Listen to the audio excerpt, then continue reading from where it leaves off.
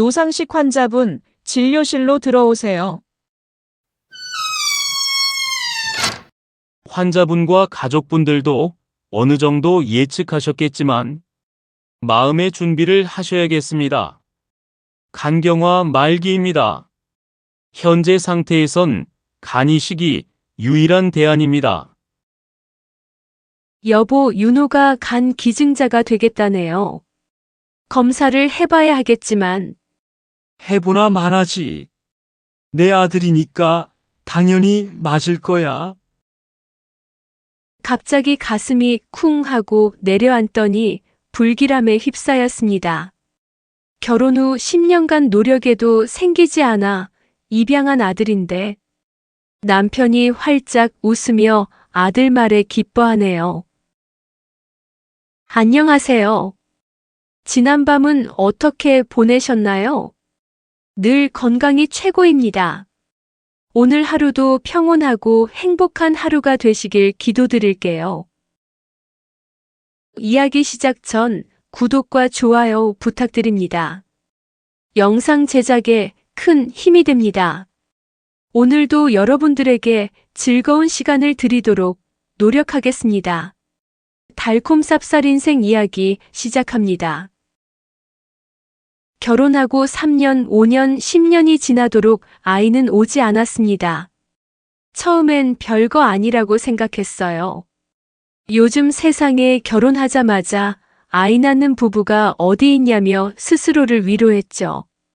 하지만 해마다 반복되는 생리주기, 그 마지막 날마다 느끼는 실망과 눈물은 차곡차곡 제 마음을 갉아먹고 있었습니다. 남편은 괜찮다고 했습니다. 나는 당신만 있으면 돼. 그 말이 고맙기도 했고 어떤 땐 더 아프기도 했습니다.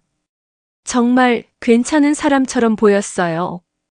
애써 노력하지 않는 것도 미워할 수 없고, 그렇다고 괜히 기대하지 말라는 것 같기도 하고, 한 번은 시어머니가 다녀가신 날 남편이 말없이 소파에 앉아 있더라고요. 그날따라 시어머니가 유독 심했어요. 아이 없는 집이 무슨 집이니? 애라도 입양을 하던가. 입양이라는 단어에 남편은 잠깐 시선을 피했지만 아무 말도 하지 않았죠. 저도 참았어요. 눈물이 났지만 그것조차 습관처럼 속으로 삼켰습니다. 그러다 남편이 어느 날 그러더군요. 당신 이번 주말에 보육원 한번 가볼래? 그게 시작이었습니다. 서울 외곽 산자락에 자리한 오래된 보육원. 교회에서 운영하는 곳이라고 했어요. 남편은 직장 동료랑 몇 번 봉사 다녀왔다며 괜찮은 곳이라고 했습니다. 차에서 내리자마자 아이들 웃음소리가 들려왔고 제 마음은 그 소리만으로도 요동쳤습니다. 어쩌면 이 모든 상황이, 이 소리가 너무 낯설고 그리워서 그랬던 것 같아요. 아이들은 다들 밝고 건강해 보였습니다. 누구 하나 예쁘지 않은 아이가 없었고, 말 걸면 웃으며 대답하고 손을 잡으면 고사리 같은 손으로 꼭 잡아주더라고요. 하지만 제 눈에는 이상하게도 딱 한 아이만 보였습니다.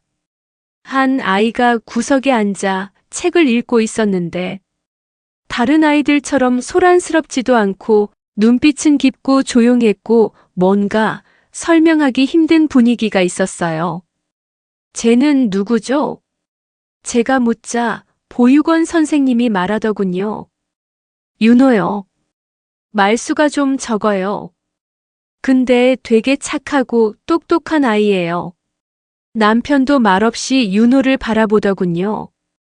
그날 저녁 집에 돌아오는 차 안에서 남편이 조심스럽게 말을 꺼냈습니다. 그 아이 입양하면 어떨까? 전 망설였어요. 입양이라는 단어 쉬운 게 아니니까요. 아무리 사랑한다고 해도 피가 안 섞였다는 사실은 사라지지 않잖아요. 게다가 주변 시선도 무섭고 내 안의 두려움도 컸습니다. 하지만 윤호가 계속 눈에 밟혔어요. 그 아이가 제 가슴 속에 들어와 버렸다는 걸 인정하지 않을 수 없었습니다. 입양 절차는 생각보다 길고 복잡했습니다. 하지만 남편은 서둘렀고 적극적이었습니다. 서류를 챙기고 인터뷰를 준비하고 생활 환경 조사에도 정성을 다했죠. 이건 운명이야. 늦게 온 선물. 그 말이 저를 움직였는지도 모르겠습니다. 윤호가 우리 집에 처음 온 날, 전 세상에서 제일 긴장한 사람처럼 굴었어요. 잘 웃지도 못했고 말도 조심스럽게 했습니다. 하지만 윤호는 오히려 담담했어요. 여기가 이제 제 방이에요? 작은 목소리로 묻는 아이를 보며 저는 고개를 끄덕였고, 윤호는 방 안을 천천히 둘러본 뒤 자기 가방을 조심스레 내려놓더군요. 그 모습이 어찌나 짠하던지 혼자 방에 들어가 울었습니다. 윤호는 조용한 아이였습니다. 밥 먹을 때도 숙제할 때도 늘 말이 없었어요. 하지만 그 조용함 속에는 배려와 성실함이 있었어요. 제가 아프면 조용히 물을 갖다 주고, 퇴근이 늦는 날이면 식탁 위에 메모를 남겨놓고 자더라고요. 엄마, 냉장고에 반찬 있어요. 데워서 드세요. 윤호가 저를 처음 엄마라고 부른 날, 저는 그 자리에 주저앉아 울어버렸습니다. 아이도 놀랐는지 어쩔 줄 몰라 했지만 그날 이후 윤호는 제게 매일 엄마라고 불렀습니다. 그 단어 하나가 제게는 10년의 기다림보다 값졌습니다. 아이와 함께한 시간은 제 인생의 봄이었습니다. 놀이공원에서 손을 잡고 뛰던 날, 감기로 앓을 때 밤새 물수건 갈아주던 날들, 발표회 때 윤호가 떨리는 목소리로 엄마가 오셨어요라며 저를 향해 손을 흔들던 모습까지, 그 모든 순간이 기적 같았고 선물 같았습니다. 남편은 늘 묵묵한 사람이었습니다. 윤호를 많이 아꼈고 퇴근하면 항상 아이에게 먼저 갔습니다. 공부 힘들지 않았어? 밥은 잘 먹었어? 그런 남편의 모습이 처음엔 낯설기도 했지만 이내 따뜻하게 느껴졌습니다. 하지만 저는 종종 이상한 생각이 들었습니다. 윤호가 너무 남편을 닮았다는 생각. 눈매나 인매, 심지어 걸음걸이까지. 입양이라는데 이렇게 닮을 수 있나? 한번 그런 생각이 들자 계속 머릿속을 떠나지 않았습니다. 하지만 곧 스스로를 탓했어요. 말도 안 되는 생각. 나쁜 엄마 같은 생각은 하지 말자.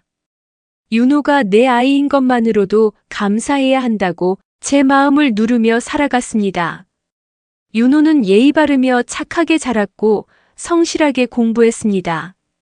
어려운 형편을 이해하며 씩씩하게 성장해 갔습니다. 주변 사람들은 말했습니다.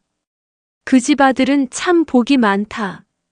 하지만 전 오히려 제가 복이 많다고 생각했어요. 이런 아이를 만났으니 내 인생은 이미 절반 이상 성공한 거라고요. 우리는 세 식구 늘 함께 식사를 하고 명절이면 조촐한 밥상을 차려놓고 웃으며 이야기했습니다. 남편은 가끔 윤호에게 말했어요. 내가 우리 집에 와줘서 우리 인생이 훨씬 따뜻해졌어. 그럴 때면 윤호는 멋쩍게 웃으며 대답했죠. 아빠, 저는 엄마 아들이에요. 그 말을 들을 때마다 가슴이 먹먹해졌습니다. 그렇게 우리 가족은 평온이라는 단어와 잘 어울리는 시간을 보내고 있었습니다. 다정하진 않지만 묵묵한 남편, 누구보다 섬세하고 따뜻한 윤호, 그리고 늦게서야 진짜 엄마가 됐나. 늦게 핀 꽃은 더 오래 간다고 하죠. 그땐 정말 그렇게 믿고 있었습니다. 이렇게 하루하루가 잔잔히 흘러갈 줄만 알았어요. 윤호가 중학교에 들어가면서부터 우리 집에 조용한 변화가 찾아왔습니다. 어릴 땐 말 잘 듣고 눈치도 빠르던 윤호였지만 중학생이 되자 어느 날 갑자기 방에 틀어박히고 말수가 줄어들기 시작했어요.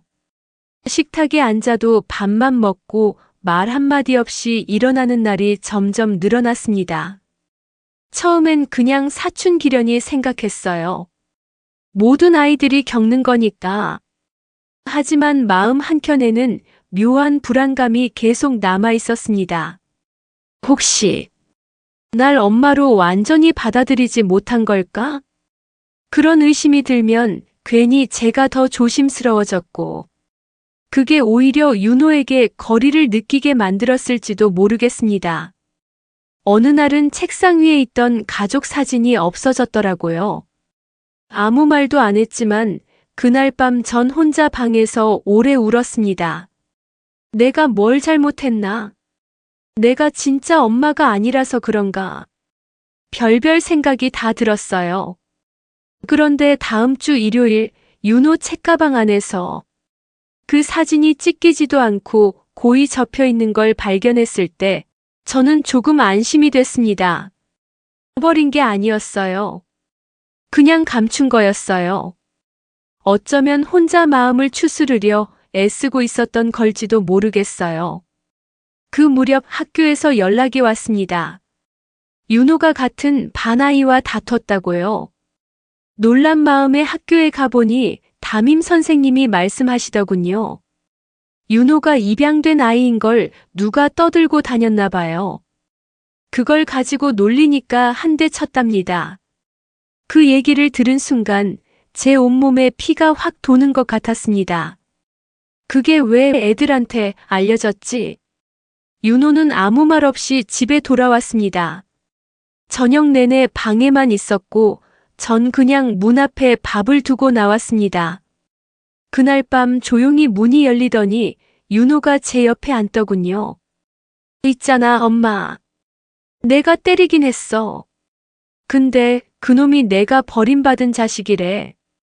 그 말 듣는데 내가 진짜 버려진 것 같았어. 그 순간 전 윤호를 안고 울었습니다. 넌 버려진 게 아니야. 절대로 아니야. 널 선택한 거야. 엄마가 아빠가 우리 둘이 널 우리 아들로 선택한 거야. 제 말이 닿았을까요? 그날 이후 윤호는 전보다 한결 차분해졌습니다. 말수가 많아지진 않았지만 눈빛에서 예전의 윤호가 돌아오는 느낌이었어요. 하지만 세상은 윤호에게만 사춘기를 허락하지 않았습니다. 주변의 시선이 문제였죠.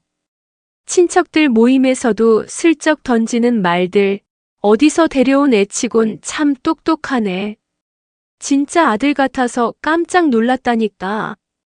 그런 말을 들을 때마다 윤호는 표정 하나 안 바꾸고 앉아 있었지만 저는 마음이 찢어지는 것 같았습니다. 왜 저렇게 말할까? 그냥 윤호가 참 잘 컸다 하면 될 것을.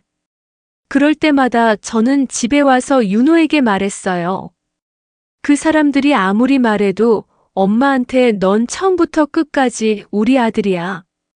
윤호는 대답 대신 고개를 끄덕였고 그 작고 조용한 고개 끄덕임이 저를 얼마나 버티게 했는지 모릅니다. 고등학생이 된 윤호는 아르바이트를 하면서 가끔씩 저에게 선물을 사주기도 했어요. 제 생일날 편의점 알바비로 산 손목시계를 내밀며 말했죠. 엄마 비싼 건 아니고 그냥 늘 시간에 쫓기는 엄마가 안쓰러워서. 그 말에 또 눈물이 왈칵 쏟아졌습니다. 윤호는 늘 제 마음을 읽는 아이였어요. 피는 안 섞였어도 저보다 저를 더 잘 아는 아이였어요. 그 시절 남편은 크게 바뀐 것 없이 묵묵했습니다.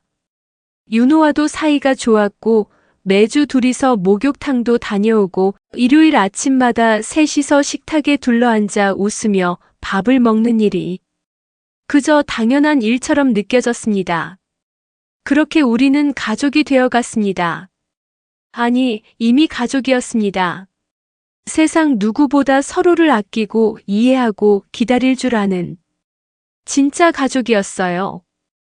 윤호가 대학에 합격한 날, 우리는 작게나마 외식을 했습니다.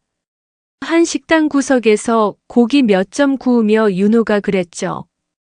엄마, 나 지금까지 잘 키워줘서 고마워요.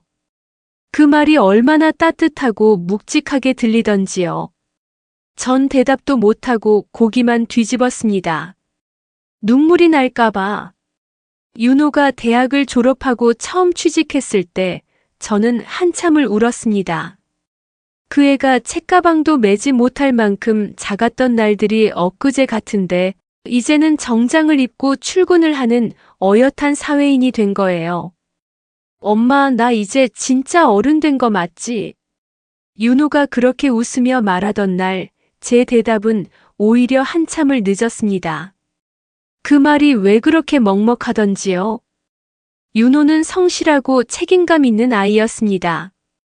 출근 시간보다 1시간은 일찍 일어나 준비했고 매일 퇴근 후에는 어김없이 엄마 저 왔어요 하는 인사부터 했습니다. 그 모습이 꼭 남편 같았어요. 남편도 한결같이 그런 사람이었거든요. 그때부터였을 겁니다. 윤호가 남편을 꼭 빼닮았다고 느껴지기 시작한 게 아침에 커피를 마시며 신문을 읽을 때 왼손으로 신문을 펼치고 오른손으로 턱을 괴는 자세. 그 모습은 남편이 퇴근 후 거실에서 쉬던 모습과 똑같았습니다. 저도 모르게 멍하니 윤호를 바라보다가 순간 소름이 돋기도 했어요. 이렇게 닮을 수가 있나? 피 한 방울 섞이지 않았다고 믿었던 날들이 무색할 만큼 윤호의 습관과 표정은 남편과 닮아 있었습니다. 어느 날 윤호가 TV를 보며 킥킥 웃을 때 하필 남편이 웃던 그 입꼬리, 그 얇은 숨소리까지 너무나도 비슷해서 순간 숨이 멎을 뻔했습니다. 그때는 그냥 우연이겠지 하고 넘겼지만 그런 순간들이 하루하루 쌓이니 제 마음속에 알 수 없는 파문이 퍼지기 시작했습니다. 하지만 저는 애써 그 마음을 누르고 살았습니다. 그 애는 제 아들이었고 세상 어떤 인연보다 더 깊은 정으로 맺어진 내 가족이었으니까요. 혹시 내가 괜한 의심을 하게 될까봐 내가 만들어낸 이 고요하고 따뜻한 세상을 스스로 망칠까봐 입을 꾹 다물고 그냥 웃었습니다. 윤호는 그 후로도 변함없는 아이였습니다. 어느 날은 제 생일에 작은 꽃다발과 함께 손편지를 주더군요. 엄마, 나 엄마한테 받은 사랑 절대 잊지 않을게요. 나중에 엄마 힘들어질 땐 내가 엄마 지켜드릴게요. 그 손편지를 읽으며 저는 또다시 울었습니다. 이렇게까지 바르게 자라준 아이에게 의심 한 톨이라도 품었다는 게 너무 부끄러워서요. 우리 가족은 평화로웠습니다. 남편은 은퇴를 준비하며 집에 머무는 시간이 많아졌고 윤호는 회사 일이 바쁘면서도 주말마다 꼭 집에 들렀습니다. 셋이 함께 저녁을 먹고 윤호가 설거지를 하는 모습도 익숙해졌고 남편은 그 옆에 앉아 요즘은 이런 놈이 어디냐며 흐뭇하게 웃었습니다. 그러던 어느 날 윤호가 양말을 벗어서 식탁 밑에 가지런히 놓는 모습을 보고 순간 가슴이 철렁했어요. 남편이 평생 그렇게 벗었거든요. 다른 사람들은 아무도 그런 버릇이 없었어요. 하지만 윤호는 남편처럼 정확히 같은 방향으로 양말을 접고 왼발을 오른발 위에 올려두더군요. 그날 밤 잠자리에 누웠는데 가슴이 뛰어서 도무지 잠을 이룰 수 없었습니다. 그렇다고 누굴 원망할 수도 무엇을 추궁할 수도 없었습니다. 윤호는 전혀 눈치채지 못한 채 평소처럼 따뜻했고 남편도 아무 일 없는 사람처럼 그저 평화로웠습니다. 저만 혼자 마음속에서 파문이 일고 있었던 거예요. 그러면서도 아침에 윤호가 출근하면서 다녀오겠습니다. 인사할 때면 저도 모르게 그래, 우리 아들. 잘 다녀와 하고 웃었고 그 아이가 내 손에 쥐어준 간식 봉지를 보며 이 아이가 내 인생 최고의 선물이야 하는 생각을 하기도 했습니다. 참 이상하죠. 마음 한켠에서는 어쩐지 모를 찝찝함이 자꾸만 커지는데 그 아이를 향한 애정과 고마움은 하루가 다르게 더 짙어져 갔어요. 내가 낳은 아이는 아니지만 그 어떤 누구보다 사랑으로 키웠고 그 어떤 누구보다 소중한 존재가 되어 있었으니까요. 이웃들은 말했습니다. 윤호는 꼭 당신 친아들 같아요. 어쩜 그렇게 성격까지 닮았대요? 그 말이 고마우면서도 가끔은 가슴 한복판을 후벼 팠습니다. 정말 그런 걸까? 아니면 나만 몰랐던 걸까? 하지만 그런 생각도 잠시, 윤호가 저를 부를 때의 눈빛, 제 생일에 케이크를 사오며 엄마 초는 제가 꽂을게요 하던 손길, 그 모든 것들이 제 마음을 다시 안아주었습니다. 그해 겨울 윤호는 조그만 회사지만 정직원이 되었다며 케이크를 사왔습니다. 남편도 같이 웃으며 말했죠. 이젠 엄마 호강시켜야지. 윤호는 멋쩍게 웃으며 대답했습니다. 그럼요. 엄마랑 아빠가 절 이만큼 잘 키워주신걸요. 그 말을 듣고 저는 조용히 생각했습니다. 그래, 이 아이는 내가 낳지 않았지만 내가 매일같이 사랑했고 지켜왔고 품에 안고 살아온 아이. 그 진실만큼은 어떤 피보다도 진하다고 믿고 싶었습니다. 그때까지만 해도 그랬습니다. 이 가족은 흔들릴 일이 없다고, 우린 평생 이렇게 함께할 거라고 마치 모든 게 완성된 듯이 믿었죠. 그 믿음이 얼마나 순진했는지는 아직 저는 모른 척하고 싶었습니다. 남편이 요즘 좀 피곤하네라는 말을 처음 꺼낸 건 그해 봄이었습니다. 계절이 바뀌는 탓인가 싶어 처음엔 대수롭지 않게 넘겼어요. 직장에서도 은퇴를 앞둔 시기였고 젊을 땐 하루도 안 쉬던 사람이 갑자기 오후만 되면 집에 들어와 눕는 걸 보고 저는 그냥 이제 나이가 들어서 그렇겠거니 했습니다.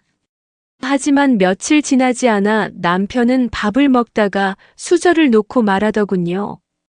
밥맛이 영 없어. 입맛이 없다는 말도 처음이었고 그날따라 얼굴빛이 누렇게 떠 있었어요. 평소엔 그런 걸 잘 알아채지 못하던 저도 그날은 이상하다는 생각이 들었습니다. 병원에 한번 가보는 게 어때요? 아유, 무슨 병원이야. 그냥 이제 나이 들어 피곤해서 그런 거지. 남편은 손을 휘휘 저으며 웃었습니다. 그 웃음은 억지로 만들어낸 웃음이었고 그 억지스러운 웃음이 저를 더 불안하게 했습니다. 그 무렵 윤호는 새 직장에서 적응하느라 바쁘게 지내고 있었습니다. 주중엔 회사 숙소에 머무는 날도 많았지만 주말만 되면 꼭 짐을 들고 집에 들어왔습니다. 아버지 어떠세요? 그냥 좀 피곤한가 봐. 요즘 계속 누워 계셔. 윤호는 말없이 고개를 끄덕이고 방에 들어가 아버지 옆에 앉아 조용히 책을 읽거나 잠든 남편 옆에서 가만히 손을 얹어보기도 했습니다. 저는 그 모습이 고맙고 안쓰러웠습니다. 자신도 얼마나 힘들 텐데 그 와중에도 아버지를 챙기려는 모습이 얼마나 다정한지 몰라요. 남편도 윤호가 옆에만 있으면 잠시나마 안색이 밝아졌고 우리 아들은 손이 약손인가 봐. 옆에만 있어도 낫는 것 같아. 이런 농담을 하기도 했습니다. 하지만 그런 웃음도 오래가지 않았습니다. 남편의 증상은 점점 뚜렷해졌고 어느 날 아침엔 황달처럼 눈동자가 노랗게 보였어요. 그날은 저도 모르게 두 손으로 남편의 얼굴을 감싸며 말했죠. 여보, 이건 그냥 피곤해서 그런 게 아니에요. 병원에 가요. 됐어. 괜히 병원 가서 헛돈 쓰지 말고. 여전히 손사래를 쳤지만 그 손에도 힘이 없었습니다.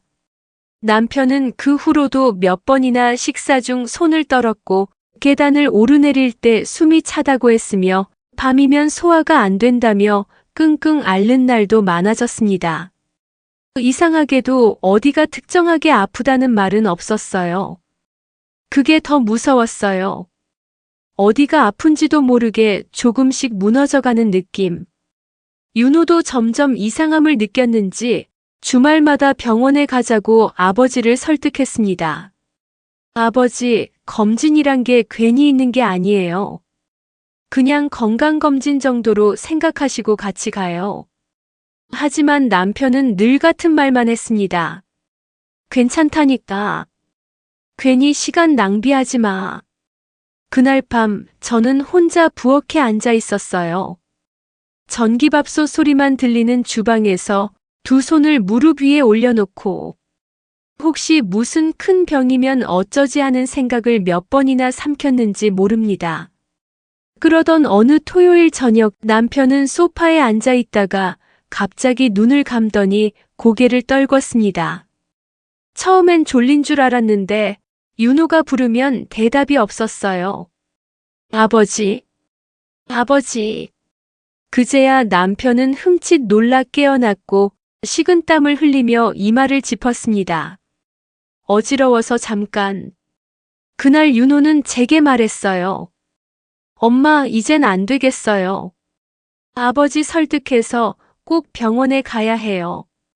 이대로 뒀다간 정말 위험할 수도 있어요. 저는 윤호의 말에 고개를 끄덕였지만 가슴속에선 이상한 감정이 피어오르고 있었습니다. 뭔가 말로 설명할 수 없는 불길함. 그동안 무시하려 애썼던 불안의 정체가 이제는 저 혼자 감당할 수 없을 만큼 커져 있었던 거죠. 그날 밤 저는 남편의 방 안으로 조심스럽게 들어갔습니다. 그는 잠든 듯 보였고 창문 틈새로 달빛이 어슴풀에 들어와 있었습니다. 저는 남편의 이마에 손을 얹었습니다. 예전보다 체온이 낮게 느껴졌고 볼이 푹 꺼진 얼굴을 보며 이젠 더는 미룰 수 없겠다는 생각이 들었습니다. 여보, 우리 병원 가요. 이번엔 진짜로 가요. 이제는 그냥 넘기면 안 될 것 같아요. 남편은 눈을 떴고 제 얼굴을 한참 바라보다가 작게 고개를 끄덕였습니다. 그래. 당신이 그렇게 말하니까 가보자. 그 순간 제 마음은 무너질 듯 복잡했습니다. 드디어 병원에 가게 되었다는 안도감, 너무 늦은 건 아닐까 하는 두려움, 그리고 설명할 수 없는 더 깊고 검은 감정의 구름이 가슴 한켠을 조용히 짓누르고 있었습니다. 병원에 도착한 날 아침 남편은 왠지 모르게 말수가 줄어들어 있었습니다. 전날까지만 해도 괜찮다며 병원 가는 걸 피하던 사람이었는데 이상하게도 그날은 조용히 따라 나섰어요. 윤호가 운전하는 차 안 남편은 창밖만 바라보고 있었습니다. 저도 윤호도 아무 말 없이 앞만 보며 그저 도착하기만 기다렸어요. 마치 그 침묵이 이미 우리 가족에게 무언가를 예고하는 것처럼 느껴졌습니다. 처음엔 간단한 검사였습니다. 기본적인 혈액 검사, CT, 복부 초음파. 그런데 담당 간호사의 표정이 어딘가 심각해졌고 검사를 마치고 나온 남편을 보는 의사의 눈빛이 달라져 있었습니다. 혹시 이전에 간 기능 관련 문제로 진료받으신 적 있으세요? 아니요. 한 번도요. 남편은 담담히 대답했고 저는 뭔가 꺼림칙한 기분에 손끝이 얼어붙었습니다. 그날 바로 추가 검사가 잡혔습니다. 의사는 조금 더 정밀하게 확인해야 할 필요가 있습니다 라고만 말했습니다. 정밀하게 확인해야 할 필요가 있다는 말은 의사들 세계에선 문제가 있다는 뜻이잖아요. 저는 그 말이 계속 귓가에 맴돌았습니다. 다음 날 우리는 다시 병원을 찾았습니다. 윤호는 회사에 사정 이야기를 하고 조퇴를 했고 남편은 검사실로 들어가기 전 제 손을 가볍게 잡고 말했습니다. 괜찮을 거야. 그 말이 왜 그렇게 낯설게 들렸을까요? 정말 괜찮을 거라 믿고 싶었지만 제 가슴은 벌써부터 조여오고 있었습니다. 오후 늦게 우리는 진료실로 불려 들어갔습니다. 의사는 컴퓨터 화면을 한참 들여다보다가 천천히 고개를 들었습니다. 검사 결과가 나왔습니다. 간 상태가 많이 안 좋습니다. 정확하게 말씀드리면 말기 간경화입니다. 그 순간 제 시간은 멈춰버렸습니다. 말기 간경화. 귀에 들려오는 단어들이 현실처럼 느껴지지 않았습니다. 윤호는 숨을 꾹 참은 채 의사를 바라봤고 남편은 의외로 침착한 얼굴로 물었습니다. 다른 방법은 없나요? 현재 상태에선 간 이식이 유일한 대안입니다. 남편은 한동안 말이 없었고 의사는 우리를 번갈아 보며 차분히 설명을 이어갔습니다. 현재 간 기능이 거의 멈춘 상태고 약물 치료로는 회복이 불가능합니다. 간 이식만이 생명을 유지할 수 있는 방법입니다. 진료실을 나오는 길, 저는 양손을 꼭 쥐고 있었습니다. 손바닥엔 땀이 흥건하게 고여 있었고 다리는 자꾸만 떨려 걸을 수가 없었습니다. 윤호가 제 어깨를 살짝 잡아주었습니다. 엄마 괜찮아요. 아버지 꼭 좋아지실 거예요. 그 말에 눈물이 쏟아질 것 같았지만 입술을 꽉 깨물고 고개를 끄덕였어요. 남편은 병원 문을 나서며 담담히 말했습니다. 나보다 당신이 더 놀란 것 같네. 당신은 안 무서워요? 무섭지 않다면 거짓말이지. 근데 뭐 사람 일이라는 게 다 그렇게 흘러가는 거 아니겠어? 그 말이 왜 그렇게 쓸쓸하게 들렸는지 모릅니다. 집에 돌아와 식탁에 앉았지만 저녁은 손이 가지 않았습니다. 밥을 한 숟갈 뜨고 또 내려놓고 반찬을 바라보다가 괜히 눈물이 고였습니다. 윤호는 조용히 밥을 먹었고 남편은 평소보다 말이 없었습니다. 식사 후 윤호는 조용히 아버지 방 문을 열고 들어가 침대에 걸터 앉았습니다. 아버지, 무조건 이겨내셔야 해요. 저 뭐든 할게요. 수술도 필요하면 제가 도울게요. 그 말에 남편은 아무 말 없이 고개를 끄덕였습니다. 그날 밤 저는 잠이 오지 않았습니다. 침대에 누웠지만 눈을 감을 수가 없었어요. 눈만 감으면 의사의 말이 떠오르고 남편의 퀭한 얼굴이 떠오르고 윤호가 고개 숙여 울컥하던 모습이 떠올랐습니다. 이대로 이 사람이 떠나면 어쩌지? 우리 가족이 이렇게 무너지는 건 아닐까? 불안은 걷잡을 수 없었습니다. 며칠 후 우리는 다시 병원을 찾았고 의사는 간 이식을 위한 절차를 설명했습니다. 가능하다면 가족 중 기증자를 먼저 검토하게 됩니다. 간 기증은 일부만 떼어내는 방식이고 수술 후 일상생활에 지장은 없습니다. 그 말을 듣는 순간 제 옆에 앉아있던 윤호가 손을 들었습니다. 제가 할 수 있다면 제가 드릴게요. 순간 제 심장이 쿵 내려앉았습니다. 그 말이 고맙고 자랑스러우면서도 어딘가 설명할 수 없는 복잡한 감정이 스며들었습니다. 이 아이가 이토록 자연스럽게 내가 하겠다고 말할 수 있는 존재라는 게 뿌듯하면서도 이상하게 가슴이 아팠습니다. 의사는 고개를 끄덕이며 말했습니다. 네, 일단 검사부터 진행해보죠. 기증자의 혈액형, 조직 적합성 등 여러 가지를 봐야 합니다. 네, 다 하겠습니다. 윤호는 당당하게 말했고 그 모습을 보던 남편은 슬며시 웃더니 이렇게 말했습니다. 해보나 마나지. 윤호는 내 아들이잖아. 당연히 맞을 거야. 그 말이 들리는 순간 저는 가슴이 철렁했습니다. 갑자기 심장이 요동치기 시작했고 숨이 막히는 듯한 기분이 들었습니다. 당연히 맞을 거야. 그 말이 왜 이렇게 무섭게 들렸는지 모르겠습니다. 윤호가 간을 주겠다고 말한 날 밤, 저는 잠을 이루지 못했습니다. 내가 할 수 있다면 할게요. 그 말은 분명 감동이었고 효심 깊은 아들의 마음이었지만 제 마음엔 설명할 수 없는 낯선 감정이 파고들었습니다. 그 애가 저렇게까지 망설임 없이 이야기할 수 있는 건 물론 가족이기 때문이겠지요. 하지만 남편이 곧바로 말했던 그 문장. 내 아들이잖아. 당연히 맞을 거야. 그 말이 이상하게 저를 찔렀습니다. 그날 밤 남편은 일찍 잠자리에 들었고 윤호는 병원 스케줄을 메모해두며 말했습니다. 엄마 검사 결과는 며칠 후에 나온대요. 그땐 병원에서 수술 일정도 같이 잡는다고 했어요. 저는 고개를 끄덕였지만 가슴속은 요동쳤습니다. 닮았습니다. 정말 닮았습니다. 윤호가 웃는 눈, 고개를 갸웃하며 생각할 때의 표정, 식사 후 양말을 접어두는 습관까지 남편과 너무도 똑같았습니다. 예전엔 그냥 오래 살다 보면 닮는다 여겼지만 지금은 그게 두렵기만 했습니다.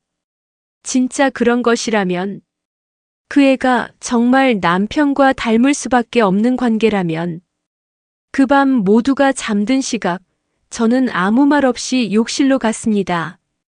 그리고 조용히 윤호의 칫솔을 챙겼습니다. 화장실 선반에 꽂혀 있던 칫솔. 그 아이가 매일 쓰던 하늘색 칫솔. 그리고 남편의 것도. 조용히 가져온 칫솔 2개를 머리만 남기고 잘랐습니다. 그러고는 그 칫솔 머리 2개를 작은 지퍼백에 따로 담았습니다. 심장이 떨렸습니다. 내가 지금 무슨 짓을 하는 거지? 스스로에게 묻고 또 묻고 결국 새 칫솔을 꺼내 같은 자리에 꽂아두었습니다. 다음 날 아침 윤호가 말했습니다. 엄마, 내 칫솔 못 봤어요? 어젯밤까진 있었는데. 그 순간 저는 얼어붙었습니다. 손에 쥔 국자가 흔들렸고 입가에 맺힌 미소가 금세 굳어버렸습니다. 글쎄, 엄마가 잘못 정리했나 봐. 새 칫솔 하나 더 있길래 그냥 꺼내놨지 뭐. 아, 네. 괜찮아요. 윤호는 별 의심 없이 새 칫솔을 집어들었고 저는 식은땀이 흐르는 등을 돌린 채 냄비 뚜껑을 괜히 열었다 닫았다 반복했습니다. 그날 오후 저는 조심스럽게 인터넷으로 유전자 검사 키트를 신청했습니다. 하지만 결과를 제 집으로 받는 건 너무 무서웠어요. 그래서 친구 미정이에게 전화를 걸었습니다. 미정아, 혹시 며칠간 너희 집으로 택배 하나 받아줄 수 있을까? 응. 무슨 택배? 중요한 서류인데 좀 개인적인 거야. 절대 열어보지 말고 그냥 그대로만 줘. 그래. 알겠어. 무슨 일 있는 건 아니지? 응, 그냥 나중에 말할게. 며칠 뒤 윤호는 병원에서 검사를 받았고 남편은 하루빨리 수술 날짜 잡히면 좋겠다고 말했습니다. 나는 아무 말 없이 고개만 끄덕였고 속으로는 온갖 생각이 뒤엉켜 있었습니다. 그날 저녁 윤호가 주방에서 귤을 까주며 말했습니다. 엄마, 아버지 간호하느라 고생 많죠? 뭘? 엄마가 할 일이잖아. 제가 빨리 간만 맞으면 좋겠네요. 그럼 수술하고 아버지랑 같이 퇴원도 하고 그런 상상해요. 그 말에 저는 고개를 끄덕였지만 귤 껍질을 벗기던 손은 멈춰 있었습니다. 윤호는 소파에 앉아 남편 옆에 붙어 있었고 남편은 그런 윤호의 어깨에 팔을 두르며 웃었습니다. 그 광경이 너무 따뜻해서 한편으로는 너무 낯설었습니다. 왜 이리 닮았을까요? 행동, 말투, 웃음소리까지. 며칠 후 미정이에게서 전화가 왔습니다. 야, 네가 말한 택배 왔다. 고마워. 오늘 저녁에 잠깐 들를게. 그래. 근데 뭔지는 안 물어볼게. 그날 밤 저는 두 손을 꼭 쥐고 미정이네 집 앞에 서 있었습니다. 현관문을 열고 나온 미정이의 손엔 두툼한 우편 봉투 하나가 들려 있었습니다. 이거야. 응. 고마워. 진짜 아무 일 아니지? 응. 그냥 확인하고 싶은 게 있어서. 뜯지 말라고 했으니까 그냥 줄게. 그 말에 저는 작게 웃으며 고개를 끄덕였습니다. 그렇게 받아든 봉투는 가볍고도 무거웠습니다. 제 손에 들려 있었지만 그 안에 담긴 내용은 제 세상을 바꿀지도 모를 무게였습니다. 집에 돌아오는 길, 버스 창문에 비친 제 얼굴은 어딘가 낯설었습니다. 누굴 의심하고 누굴 시험하고 이렇게까지 해야 했던 걸까?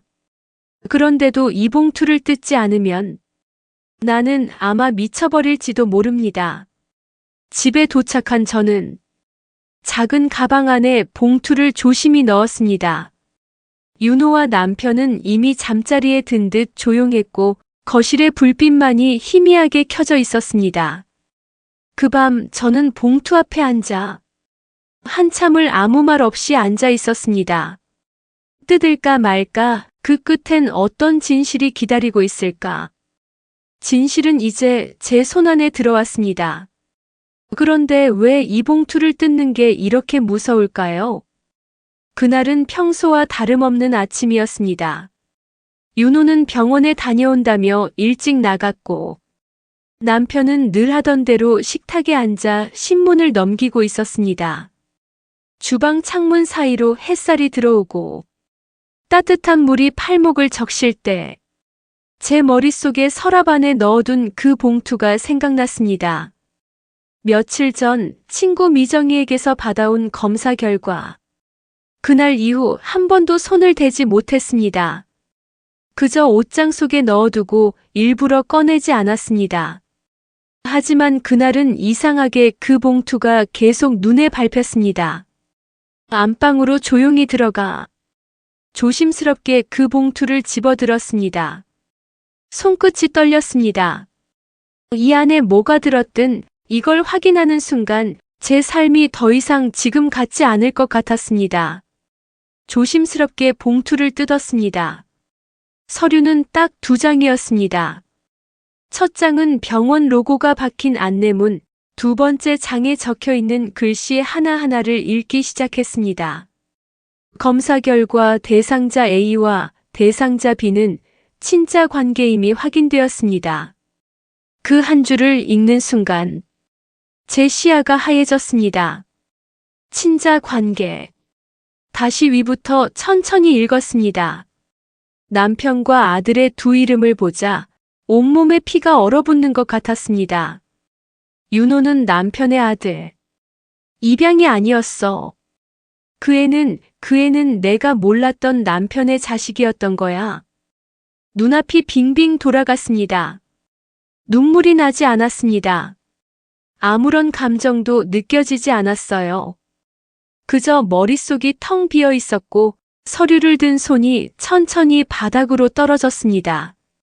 언제 어떻게 일어났는지도 기억나지 않습니다. 정신을 차려보니 남편이 거실 소파에 반쯤 누워 저를 부르고 있었습니다. 여보, 무슨 일이야? 저는 말없이 봉투를 들고 남편에게 다가갔습니다. 남편은 그 봉투를 보더니 얼굴이 굳어졌습니다. 이게 뭐야? 당신한테 물어보려고 했어요. 이게 무슨 의미인지. 남편은 봉투를 들고 한참을 말없이 있더니 천천히 눈을 감고 고개를 숙였습니다. 당신이 알았구나. 대답해요. 맞아. 윤호는 내 아들이야. 그 한마디에 숨이 확 막혔습니다. 주먹으로 가슴을 치지 않으면 숨이 쉬어지지 않을 만큼 가슴이 조여왔습니다. 왜 그랬어요? 왜 그걸 말하지 않았어요? 어떻게 그럴 수가 있어요? 내가 그 아이를 어떻게 키웠는데. 남편은 고개를 들지 않았습니다. 그땐 당신이 너무 아이를 원했잖아. 당신이 병원에서 좌절하고 힘들어할 때 그 여자가 아이를 나 혼자 못 키우겠다며 데려가라고 했어. 그 여자? 예전 술김에 잠깐 만났던 여자였어. 그 아이가 내 아이라는 것도 처음엔 몰랐어. 근데 연락이 와서 아이를 맡기겠다고. 난 그 아이가 불쌍했고, 당신한테도 아이를 주고 싶었어. 그래서 보육원에서 마음이 가는 아이라고 연기한 거예요? 입양이라면서 처음 본 척 하면서. 그 모든 게 연극이었어요? 당신이 너무 힘들어 했잖아. 내가 말했으면 당신은 그 아이를 거부했을지도 몰라서. 그래서 날 속였다고요? 그 순간 숨이 가빠졌습니다. 목이 타들어가는 것 같았고 손끝이 저려왔습니다. 남편은 놀라서 일어나 저를 부여잡았습니다. 여보, 괜찮아? 여보. 숨이 안 쉬어졌습니다. 눈앞이 어지러웠고 바닥이 기울어지는 듯 흔들렸습니다. 윤호한텐 말하지 마 아직. 그 말을 끝으로 저는 그 자리에서 쓰러졌습니다. 눈을 떴을 땐 병원이었습니다. 하얀 형광등 불빛이 천장에 어른거렸고 머리맡엔 링거가 꽂혀 있었어요. 의사가 조용히 말했습니다. 스트레스로 인한 과호흡입니다. 일시적인 쇼크 반응이었어요. 창밖엔 윤호가 의자에 앉아 고개를 숙이고 있었습니다. 남편은 보이지 않았고 가슴엔 산소 마스크가 닿아 있었습니다. 숨을 들이쉴 때마다 마치 살이 찢어지는 것처럼 가슴이 아팠습니다. 숨이 안 쉬어졌어요. 그 말밖에. 입안에 맴도는 건 그 말뿐이었습니다. 눈을 떴을 때 천장이 낯설었습니다. 하얀 형광등 불빛이 눈을 찔렀고 귀에는 기계음이 리듬처럼 들려왔습니다. 숨을 들이쉴 때마다 가슴이 찢어지는 것 같았고 왼손에는 링거줄이, 가슴에는 산소 센서가 붙어 있었습니다. 문득 고개를 돌리자 의자에 앉아 졸고 있는 윤호가 보였습니다. 고개를 떨군 채 손등 위에 이마를 얹은 모습. 숨결이 느껴질 만큼 가까이서 그 아이는 저를 지키고 있었습니다. 그 순간 가슴이 무너졌습니다. 저애는 아무것도 모릅니다. 이 집에서 유일하게 죄 없는 사람. 그런데 내가 그 아이를 피하고 싶어졌습니다. 윤호가 눈을 떴습니다. 엄마 일어나셨어요? 괜찮으세요? 저는 대답하지 못했습니다. 그저 고개를 살짝 끄덕였고 윤호는 눈가에 맺힌 눈물을 닦으며 제 손을 꼭 잡았습니다. 진짜 다행이다 진짜. 그 손길이 따뜻했지만 제 안에서 일어난 벽은 쉽게 무너지지 않았습니다. 그 아이의 눈을 마주치는 게 너무 두려웠습니다.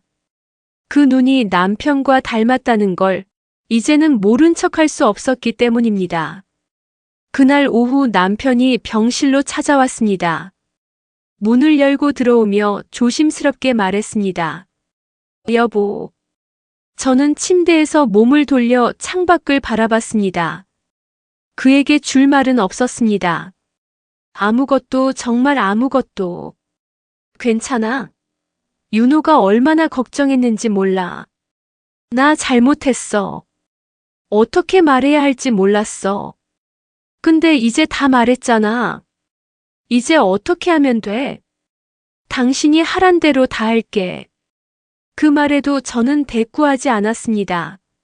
손에 들고 있던 링거줄만 괜히 만지작거렸고 창밖 나뭇가지가 흔들리는 소리만 들렸습니다. 남편은 한참을 서 있다 조용히 나갔습니다.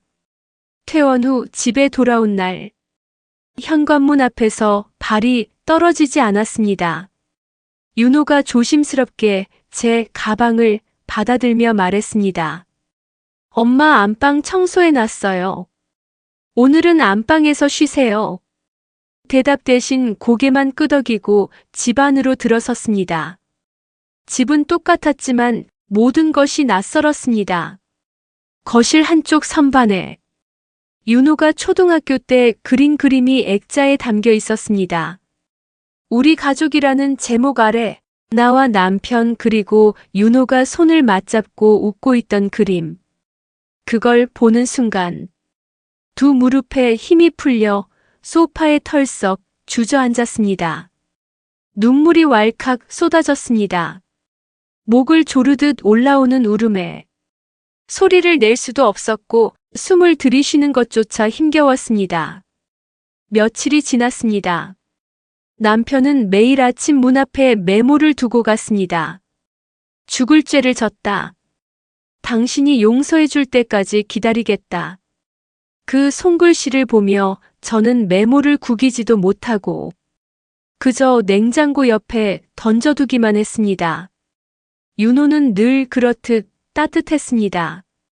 저녁을 준비하면 옆에서 조용히 접시를 놓고 식사 중엔 아버지 이야기를 조심스럽게 꺼냈습니다. 엄마 아버지도 많이 힘들어 하세요. 요즘 거의 밥도 안 드시고 병원도 무섭다고 하시고 엄마가 조금만 마음 풀어주시면 안 돼요? 그 말에 숟가락을 내려놓고 고개를 떨궜습니다. 말을 할 수가 없었습니다.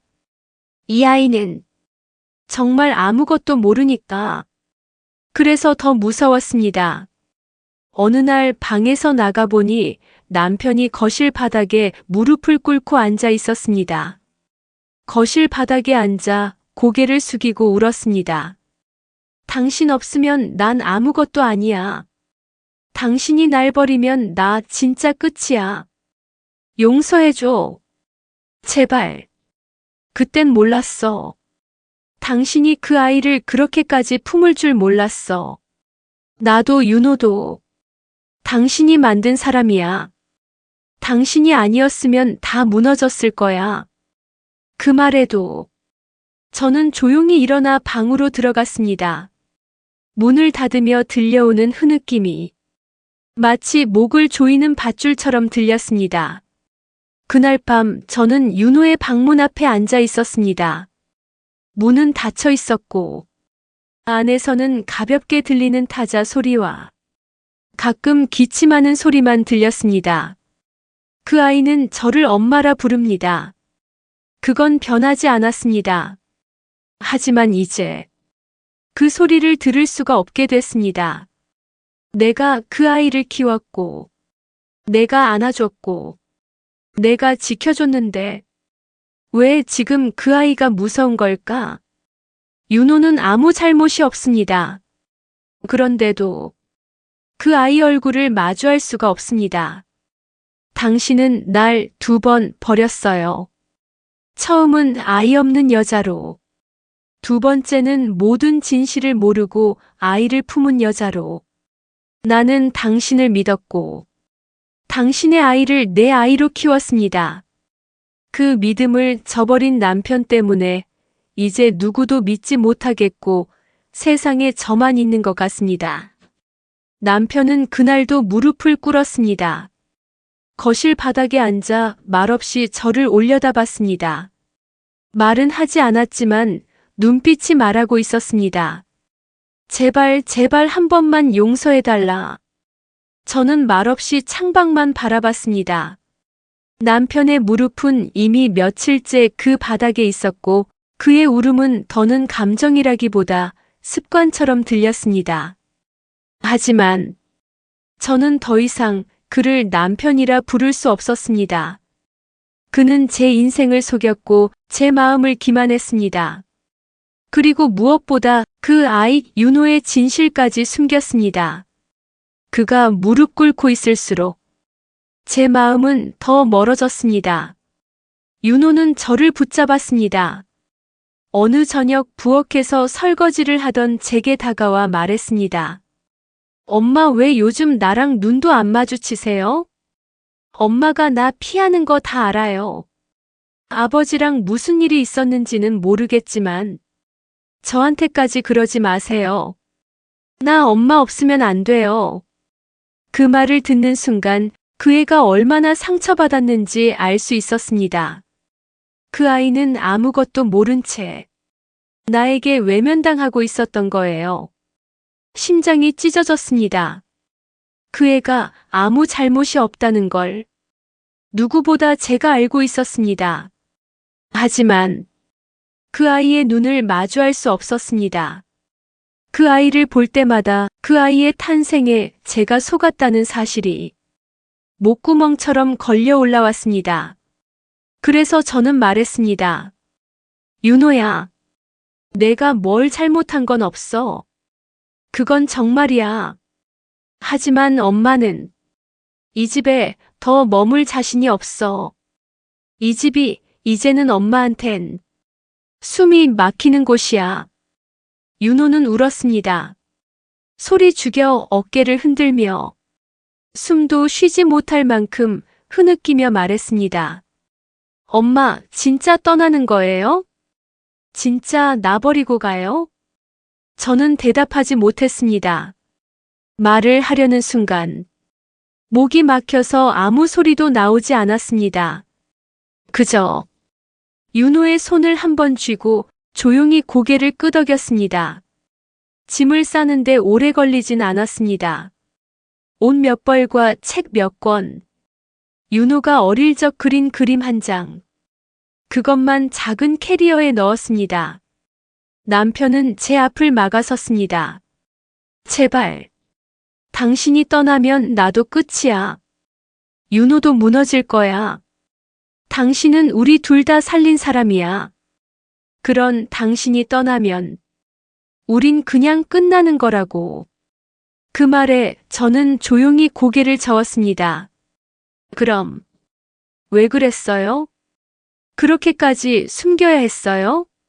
나란 사람 자체를 그 아이 앞에서 거짓으로 만들어 놓고 이제 와서 나보고 뭘 어떻게 하라고요? 남편은 말이 없었습니다. 그날따라 고개도 들지 못했습니다.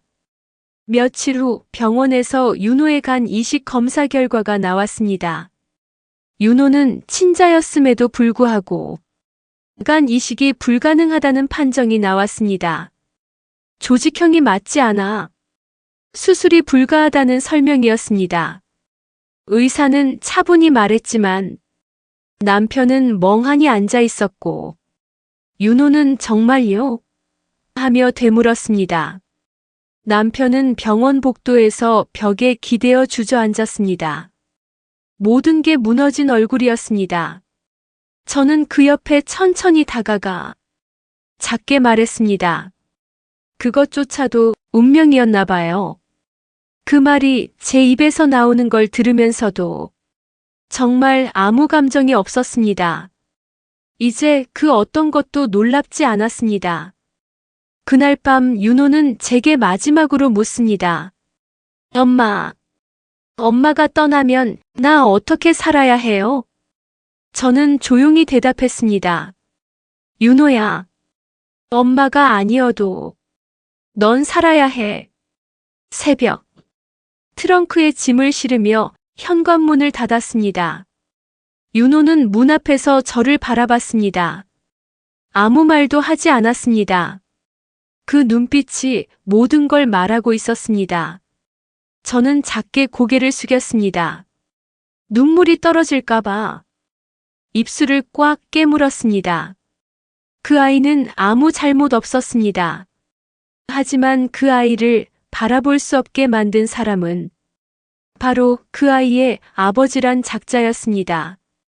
이삿짐 트럭이 떠나고 빈집에 혼자 남겨졌을 때 처음으로 진짜 혼자라는 걸 실감했습니다. 조용했습니다. 너무 조용해서 냉장고 돌아가는 소리조차 크게 들렸습니다. 남편과 이혼한 뒤 윤호와도 잠시 떨어져 지내기로 한 저는 서울을 떠나 작은 소도시로 내려왔습니다. 지인의 소개로 구한 단독주택. 마당엔 오래된 감나무가 서 있고 작은 텃밭이 붙어 있는 허름하지만 햇볕 잘 드는 집이었습니다. 첫날은 아무것도 하지 않았습니다. 이불에 몸을 말고 누워 창밖만 바라봤습니다. 바람에 흔들리는 나뭇잎, 길고양이 2마리. 초인종도 울리지 않는 낮과 밤이 흘렀습니다.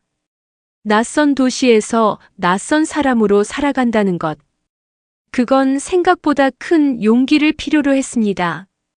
장을 보러 나갔다가 말없이 집에 돌아오기도 했고, 시장 사람들의 어디서 오셨어요? 라는 물음에 대답하지 못하고 고개만 숙인 적도 많았습니다. 며칠째 집안에만 있다 보니 몸이 먼저 반응했습니다. 머리카락이 더 많이 빠지고 식욕이 사라졌습니다. 이대로 무너지면 안 되는데 스스로를 다독였지만 가슴속 깊이 박힌 상처는 쉽게 낫지 않았습니다. 그러던 어느 날 집 앞에 있는 복지관 안내문이 눈에 들어왔습니다. 지역 아동센터 봉사자 모집 함께 놀아줄 어른이 필요합니다. 괜히 읽은 게 아닐까 싶었지만 며칠을 고민하다가 조심스럽게 전화를 걸었습니다. 봉사 신청하려고 하는데요. 아이들한테 책 읽어주거나 밥 먹여주는 일도 가능한가요? 그렇게 시작된 봉사는 생각보다 조용했습니다. 아이들은 처음엔 경계했고, 저 역시 어떤 말을 건네야 할지 몰랐습니다. 선생님 이름이 뭐예요? 처음 말을 걸어준 건 5살 여자아이였습니다. 곱슬머리에 뺨이 빨간 그 아이는 제 눈을 똑바로 바라봤습니다. 경숙이요. 예쁜 이름이에요. 그 말에 갑자기 눈물이 날 뻔해서 고개를 숙이고 말았습니다. 처음엔 하루 2시간, 그게 일주일 한 달이 되면서 아이들이 이름을 부르고 제 손을 잡는 일이 자연스러워졌습니다. 경숙 선생님, 오늘도 와요? 선생님, 다음에 내가 좋아하는 동화책 읽어줘요. 그런 말들이 제 심장을 다시 뛰게 했습니다. 윤호는 간간히 문자를 보냈습니다. 엄마 잘 지내시죠? 오늘은 바람이 많이 불어요. 감기 조심하세요. 보고 싶어요. 저는 그 문자를 읽기만 했습니다. 손가락이 망설였고 괜찮다는 한마디조차 남길 수 없었습니다. 그 애가 미운 게 아니었습니다. 오히려 그 애가 너무 미안해서 나는 어떤 말도 할 수 없었습니다. 어느 봄날 아이들과 색종이를 접다가 한 아이가 물었습니다.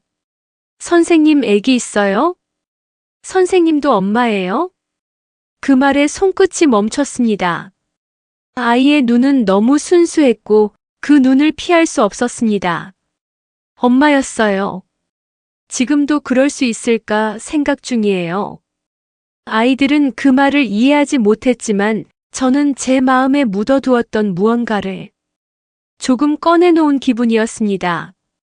하루하루가 조용히 흘렀습니다.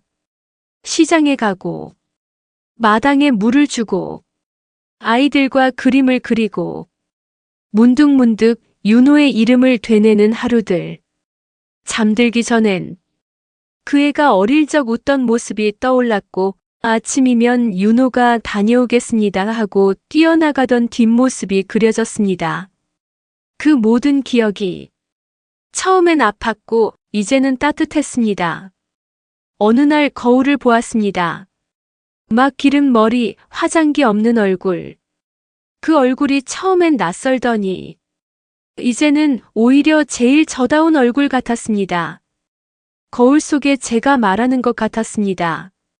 이제야 나로 살아보는 것 같아요. 다시 돌아갈 순 없지만 다시 시작할 수는 있었습니다. 봄이 오기 직전의 바람은 이상하게 더 차가웠습니다. 마당 감나무 아래 놓인 의자에 앉아 따뜻한 차를 한 잔 마시고 있을 때였습니다. 초인종이 울렸고 낯익은 발소리가 들려왔습니다. 문을 열자 윤호가 서 있었습니다. 그 애는 말없이 저를 바라보다가 천천히 무릎을 꿇었습니다. 제 발등 앞에 그 아이의 손이 닿을 듯 말 듯. 엄마. 그 말에 숨이 멎는 줄 알았습니다. 엄마. 저 모든 걸 다 알았어요. 아버지가 그런 식으로 엄마를 속이고 저를 데려온 거. 저는 말없이 그 아이를 내려다봤습니다. 흙 묻은 신발, 두 손을 무릎에 모은 자세. 낯설지 않았습니다. 윤호가 어릴 적 잘못을 하고 고개를 떨구던 모습이 그대로 겹쳐졌습니다. 제가 불륜의 씨앗이라는 말 처음 들었을 땐 믿기지 않았어요. 근데 맞더라고요. 정말 제 피가 아버지 피였어요. 숨을 들이쉬는 아들의 어깨가 떨렸습니다. 그런데도 엄마는 저를 그렇게 키워주셨어요. 밥 먹여주고 감기 들면 이마 짚어주고 밤에 무서워 울면 꼭 안아줬어요. 엄마가 아니었다면 전 사람이 되지 못했을 거예요. 윤호는 얼굴을 들지 않은 채 말을 이었습니다. 엄마, 죄송합니다. 제가 누구의 아들이든 제 마음은 하나예요. 그 순간 제 눈에서 눈물이 흘렀습니다. 저한텐 엄마는 단 한 사람뿐이에요. 이제부터는 엄마의 아들로 평생 효도하며 살겠습니다. 저는 손을 뻗었습니다. 그 아이의 어깨 위로 떨어진 먼지를 털어내듯 가볍게 손을 올렸습니다. 왜? 이제 와서 이러니 미안해서요. 그래도 엄마를 놓치고 싶진 않았어요. 그 말을 듣는 순간 가슴이 무너졌습니다. 그 아이는 누구보다 제게 따뜻했고 가족이라는 울타리 안에서 가장 많은 사랑을 준 사람이었습니다. 그 아이를 밀어낸다면 정작 죄 없는 아이를 제가 2번 죽이는 거라는 생각이 들었습니다. 그날 이후 저는 다시 윤호를 가까이 두었습니다. 윤호는 제가 지내는 도시로 직장을 옮겼고 제가 사는 동네 근처 원룸에서 지냈습니다.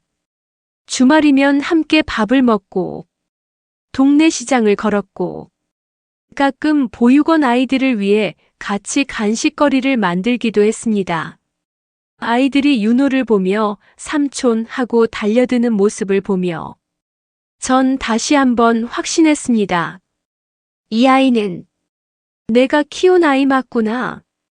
어느 저녁 윤호가 조심스럽게 말했습니다. 엄마, 아버지랑은 연락 안 하시죠? 응. 저도 앞으로 안 보려고요. 아버지는 엄마에게 상처를 줬어요. 저한텐 아버지일지 몰라도 그걸 이유로 엄마의 눈물을 모른 척할 수는 없어요. 그 말에 제 눈시울이 붉어졌습니다. 넌 정말 착한 아이구나. 엄마가 그렇게 키워주셨어요. 지금 우리는 아무것도 풍족하진 않지만 조용하고 따뜻한 일상을 살아가고 있습니다. 아침이면 각자 출근하고 저는 복지관으로 윤호는 직장으로 저녁이면 서로의 하루를 이야기하며 밥을 지어 먹습니다. 누구의 피인지보다 누가 함께 울고 웃느냐가 가족의 정이라는 걸 지금 우리는 하루하루 증명하며 살아가고 있습니다. 이제는 말할 수 있습니다. 윤호는 내 아들입니다. 이따금 그런 날이 있습니다. 바람 한 점 없는 날인데도 기분이 싸늘하게 식는 날. 그날도 그랬습니다. 창밖에서 메밀국수를 삶는 냄새가 스며들던 오후. 휴대폰이 울렸습니다. 낯선 번호 받지 않으려다 끝내 전화를 들었습니다. 혹시 이경숙 씨 맞으시죠? 네, 그런데요. 남편분, 아니, 전 남편분께서 지금 병원에 계세요. 간 이식 기증자를 결국 못 구하셨어요. 상태가 많이 안 좋으시고 오늘 내일 그런 상황입니다. 그 말을 듣는 순간 심장이 조여오는 것 같았습니다. 가슴이 묘하게 아려왔고 숨이 잠깐 멎는 느낌이 들었습니다. 하지만 저는 그 자리에 그대로 있었습니다. 연락드릴 분이 없다고 해서 마지막으로 전화라는 부탁을 받았습니다. 네, 알겠습니다. 전화를 끊고 휴대폰을 천천히 내려놓았습니다. 머리가 멍하고 복잡한 감정이 들었습니다. 저는 윤호에게 이 이야기를 하지 않았습니다. 말해봤자 그 아이 마음만 복잡해질 테니까요. 남편이 위중하다는 소식을 듣고도 저는 가지 않았습니다. 달려가서 손을 잡아준다고 무너진 세월이 되돌아오는 것도 아니고 깨진 믿음이 붙는 것도 아니니까요. 사람이 정말 죽음의 문턱에 섰을 때 가장 보고 싶어지는 얼굴이 평생 죄를 지은 사람이라면 그것이야말로 벌이라고 생각했습니다. 밤이 되면 아직도 종종 남편 생각이 납니다. 가슴이 뜨끔하고 가끔은 자다 벌떡 깨기도 합니다. 그 사람의 거짓말은 단 한 줄짜리 말로 시작되었고 제 인생의 30년을 뒤흔들었습니다. 그래서 지금도 잠들기 전에 스스로에게 속삭입니다. 잊지 말자. 그 사람은 나를 사람 취급하지 않았다는 걸. 그렇게 말해야 다시 아침을 맞을 수 있습니다. 윤호는 여전히 제 곁에 있습니다. 평일엔 바쁘게 일하고 주말이면 시장에 가자고 재촉합니다. 엄마, 바지락 사러 가요. 어제도 바지락 먹었잖아. 오늘은 국물로 먹는 거예요. 그 말에 웃으며 일어서는 제가 있습니다. 누군가와 소소하게 말다툼하며 시장 골목을 걷는 삶. 그게 이렇게 따뜻할 줄 몰랐습니다. 어느 날 윤호가 물었습니다. 엄마, 아버지, 아직도 연락 없으시죠? 응. 엄마 한 번도 마음 흔들린 적 없어요? 있었지. 그런데 그 사람은 내 마음을 되돌릴 기회를 스스로 버렸어. 응. 나도 그렇게 생각해요. 그 말에 우리 둘은 말없이 시장 입구에 멈춰 섰습니다. 남편의 소식은 더 이상 들려오지 않습니다. 아마 그 사람은 그 병원에서 혼자서 자신의 죄와 함께 남아있겠지요. 안타깝냐고요? 안타깝긴 합니다. 한때 사랑했던 사람이니까요. 하지만 그 사람을 위해 눈물을 흘릴 정도로 제 가슴은 아직 다 아물지 않았습니다. 지금 저는 제 인생을 삽니다. 윤호와 함께 걷고 혼자 밥을 해먹고 아이들과 웃고 밤엔 책을 읽습니다. 누군가를 용서하지 못한 채 평생을 사는 일이 불행일 수도 있겠지만 저는 그 미워하는 마음마저 제 일부로 받아들이기로 했습니다. 누굴 미워하면 나만 병이 나더라. 그래서 이제 나를 아프게 했던 그 마음조차도 조용히 덮고 살아갑니다. 오늘 이야기가 마음에 드셨다면 구독과 좋아요, 알림 설정 부탁드립니다. 여러분들의 응원과 댓글이 정말 큰 힘이 됩니다.